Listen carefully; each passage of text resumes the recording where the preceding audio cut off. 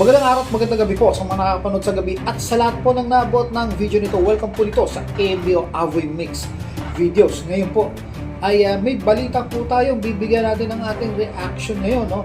Ito po yung bigla ang pagdating ng pagdagsa ng mga Amerikanong sundalo dito sa Cagayan de Oro, no? Sa Mindanao po. No? Ano kaya ho ang bakit ho sila nandoon at ano yung kanilang gagawin doon? So, para makita natin at malaman, panoorin po natin itong video mula sa DZRH News Television. So, eto na po ang video at huwag na nating patagalin pa. Biglang sabay-sabay na pagdating ng US personnel sa Cagayan de Oro City, lumikha ng ingay sa social media. 4th Infantry Division Commander nagpaliwanag sa publiko. Bakit daw? Alamin natin yan mula kay Jun Dimakutak, Aris 19. Assalamualaikum, Brother Jun.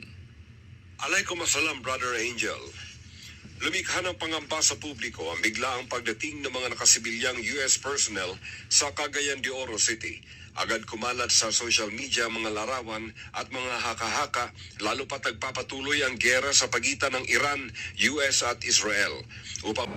So, posible kaya may kinalaman ito doon sa gera na nangyayari ngayon sa Iran? Kasi alam naman natin na marami hong Muslim dyan, no? O Islam dyan sa Mindanao at hindi natin maikakaila na minsan nang ginuluyan ng Islamic State, no? Yung tinatawag natin na ISIS, no? Nang gulo po yung ISIS doon, which is yung Islamic State naman doon sa Middle East. Napakalayo naman dito pero umabot sila dyan. Possible kaya na may kinalaman ito, no? Para madepensahan agad sa lalong madaling panahon, no? So sige, ituloy po natin tong video.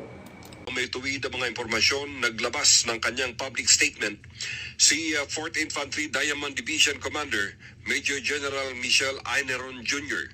Ayon sa kanya, ang pagdating ng US troops sa Cagayan de Oro City ay ang ilulunsad nilang nationwide final joint balikatan exercises na lalahukan ng Filipino forces at US forces na gaganapin sa isa sa EDCA site sa Mindanao, ang Lumbia Air Base, ang dating Lumbia Airport sa Cagayan de Oro City. So, yun naman po, no?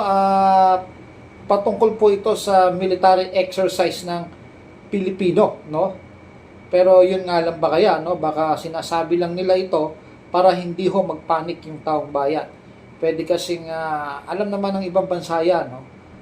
Yung forward ng mga sundalo at ng equipment ng mga Amerikano dito sa Pilipinas, ang ginagawa talagang dahilan ay ang military exercises, no? Magpapadala ng equipment pero hindi na po yun ibabalik pa at mananatili yon dito sa Pilipinas. Kagaya na lang ng mga missile launcher nila na Typhoon.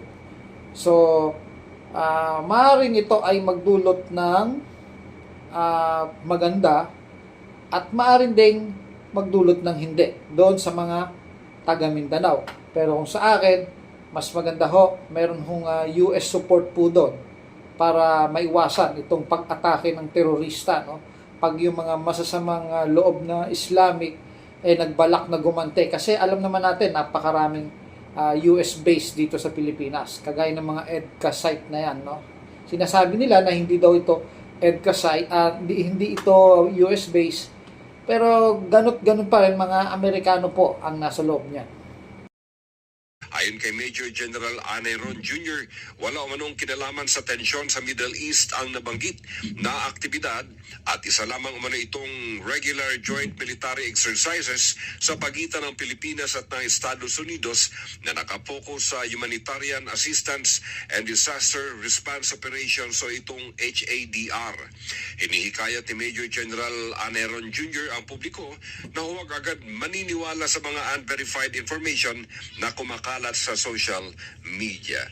Mula sa Central Mindanao, RH19, Jun Dimakutak, DZRH, una sa Pilipinas, una sa Pilipino. Shukran, Jun. Maraming salamat. So hanggang dito na lang po, nilinaw po nila talaga na wala hong kinalaman ito sa gera sa Iran, no? Hindi natin pipilit yung ating napagmumuni-muni rito kung bakit ba talaga sila nandyan, no? Pero para sa akin, mabuti man yung intensyon o hindi, no? Mukhang may kinalaman po ito doon kasi biglaan pagdagsa, ano? At siyempre, alam naman natin sa military, meron silang nakasanayang tinatawag na para sa kanila na hindi mo dapat ilabas sa media. So, sa atin, para sa akin, malaking tulong po yan kung may kinalaman nga yan sa gera sa Israel at saka sa Iran, yung pagdagsa nila dyan upang mapigilan na, no? Kung marami sila, mas maganda para mapigilan yung tinatawag na terrorism na buhat ng mga Islamic. Alam natin na marami pong Islamic mga grupo na armado dyan sa Mindanao. So ito po ay para mapigilan po, no? At hindi lang 'yon. Sinasabi nga nila joint military exercise po at pagsasanay. So hanggang dito na lang po, ito po ang aking komento lang po, no? At wala po itong personalan. Kung kayo po, kung ano po yung inyong komento, pakilagay lang po yung na-obserbahan nyo sa balita na ito. Pakilagay lang po dyan sa comment box. Sige po, hanggang sa muli, ito po ang Aboy Mix Videos. Kita-kita po tayo sa susunod na labas.